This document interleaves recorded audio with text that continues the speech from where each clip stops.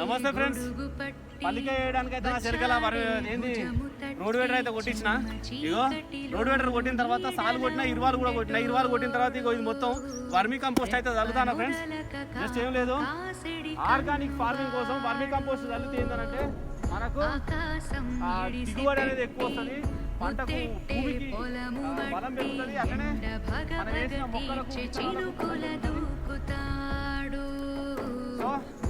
వీలైనంత Mandanna vermi compost చేయడానికి try చేయాలి. చాలా మంచి ఫలితం అయితే చూపిస్తుంది వర్మీ కంపోస్ట్.